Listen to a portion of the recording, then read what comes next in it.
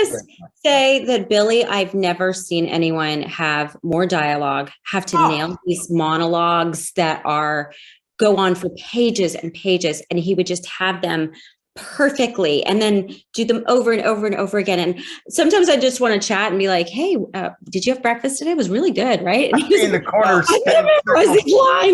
I know. Awful to be around. Just awful to be around. It was like trying to keep that in. Yeah.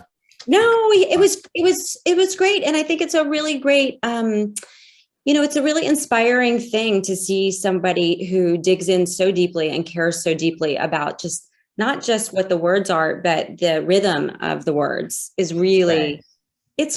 And it's so fun to watch. It's so the writing you guys put it together, the story you guys put together that you want to protect this story. Like that everything is motivated by, those are really great words. I wonder what kind of person would say them. And then you just invest. And it turns out in this material, with good material, with great actors, with directors who can piece it all together, it helps, the effort to try to exploit all that material really helps.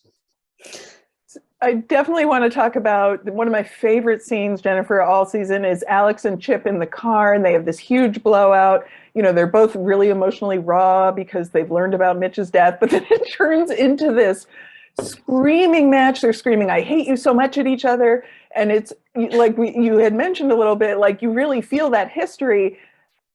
Talk about filming that scene. Like, are you in those feelings that entire time, or are you taking breaks to laugh between takes? Like, how do you get through that? We've never shot something so fast. One was talking. We sat in the car, and there was cameras. They had that was rolling. They were just rolling all at the same time. And I think we did it through maybe 3 times at tops. And then she would blast this song at the end, and I was just like trying not to go, oh my God, there's music and this is amazing, and just let it. It was just so visceral. It was incredible. That's what the thing was. Well, and it manages to be so intense and so funny too at the same time, which is very odd, because they're just like, he's so funny, and it's hysterical. It was hysterical, and it was very like, Hey, and you're back, Billy. And you're back. And Reese, the answer was great, Jen. Do you want me to repeat it? Because I got all the information. I got every bit of it. I think it's so great that Billy's in his trailer, because I think it's important to know that we've all spent most of our lives in trailers. Yeah. Think about, I've spent more time in trailers than in a house, for sure. Yeah, well, you do for sure. And they're kind of our second home, our homes away from home. Yeah. No question we about it. learn all our lines. Is where we take all our script meetings and we really break things down together. Throw our tantrums. Yep.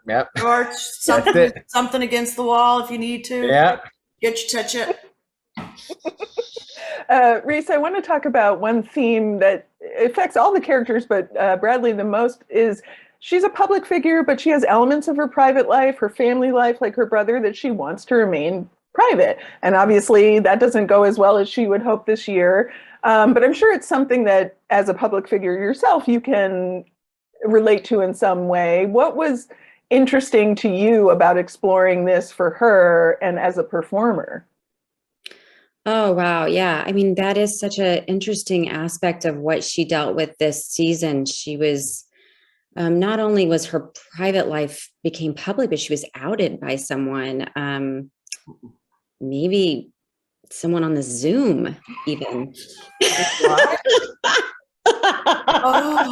Wait, we lost Billy again. Where's the Wi-Fi? This connection is unstable. No, it's just a terrible violation. And I remember being very young when, I had Legally Blonde come out, and then I suddenly was everywhere and paparazzi was taking my picture, and and I think I probably called Jen. I have to say, during my life, like, there have been times where this is going to make me cry, but Jen was the only person I could call and talk to when I was going through stuff like that. And you were so generous. This is making me cry. Oh, honey. So generous. And I was like, and real and vulnerable with me, and Famous really weird. It's really weird. and it's something only people who are walking or riding the same bicycle can understand, really. It sort of sounds, oh gosh, and life happening and being in the public is really weird. Yeah. Just never not weird. You could be here. We've been doing this for a long time, and it's still just, how is these two realities existing at the same time? How do we switch that, turn that, flip that switch, put this, flip this one on, put this person out there? It feels so like crazy. Right. Some people are.